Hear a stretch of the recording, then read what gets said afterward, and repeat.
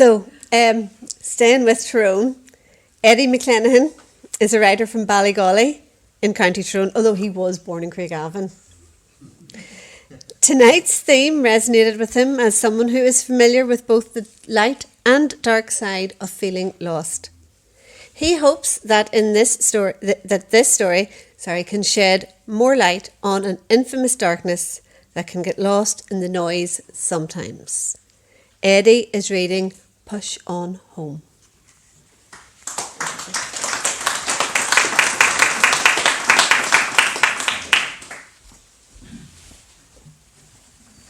Thanks, Betty. How are you, all? Good looking crowd there. I forgot my glasses, but so I don't know. Push on home. I can feel every single stone pressing against the soles of my feet. The northwest breeze slaps me on both cheeks like I'm skydiving.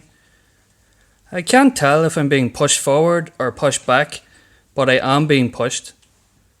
I've been pushed all the way back here, back home. The flight was uncomfortable to say the least. Two large gentlemen sat at either side of an already cramped economy seat. Their excess flesh spilled over into my lap, and an unpleasant smell from an undeterminable source hung over the whole experience. I felt they could have at least chipped in for their use of my ticket. I'm free now, though. Well, almost. Still a few 100 metres to walk. The cars skim the large puddles accumulated on the edges of the road. I'd had a great time having a gorgeous meal on my own in a fine hotel a few hours ago. Beautiful view of the river through the windows. I've never given such a generous tip to a waiter before, but I have no need for money.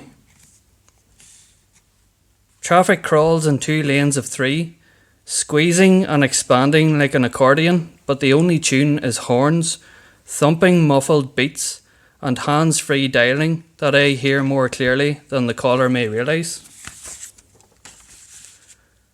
I only realise how hot my palms are when I grip the railing.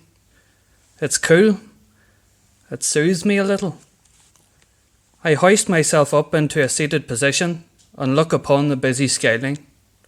The city sparkles. It had changed so much since I come back from Australia. Jim didn't stick around. He had his new wife now to keep him occupied, I suppose. Beautiful home they have on the hills. I wonder if I waved, would he see me? Virgo Boutique had changed hands too. I miss Mrs. McGinty. I was gutted I couldn't be home for the funeral. She was a real lady. I used to get my hair and makeup done with a lady called Caroline here. I tried to book her for today on my way home, but she replied to inform me she's in Africa building houses. Didn't know if she ever wanted back home. Gave up all that material life, she said. She told me that a girl called Magdalena took over the place since. She's done an okay job for me, I suppose. She hasn't done my eyeshadow too well. Bit heavy with the foundation. At least she used the waterproof mascara. I see Tom on the path across the road. I think about waving, but decide not to. He sees me. He slows his pace, but never stops. Never waves or acknowledges, just keeps going. He studies me for a moment, searching for an identity he might know. He was my first. Clearly wasn't that memorable for him. A slight tilt or lean might be enough with the wind. I went diving in Sydney, part of a work thing. The coral was beautiful and wild, bursting with every colour I'd ever seen or even imagined. The sea turtles and bottlenose dolphins looked amazing. I even got to high-five one of them on the fin. They were more content in their groups though, a bit like my colleagues there. They exchanged their pleasantries and strained themselves to understand my Irish accent most of the time, but never bothered getting to know me too much. I was surrounded by an amazing life, but I felt completely alone. I have done for a long time. Now I am home, alone. It's not as much fun as Kevin McAllister makes it look. I'm so glad I still fit into my purple dress. I got it on sale here before I left. It didn't fit for a while, and I almost gave it away. I'm so glad I didn't. I love it. It's perfect. I feel so confident and beautiful in it. I whip out my rose gold iPhone and open up Instagram Live. I smile.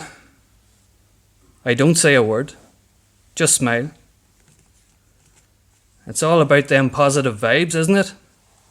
My followers seem to love all that. I can't tell if I'm being pushed forward or pushed back.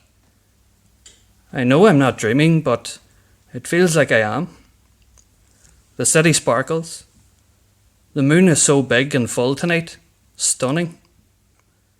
I try to get it into the camera's view, but I drop my phone. I can't see where it goes.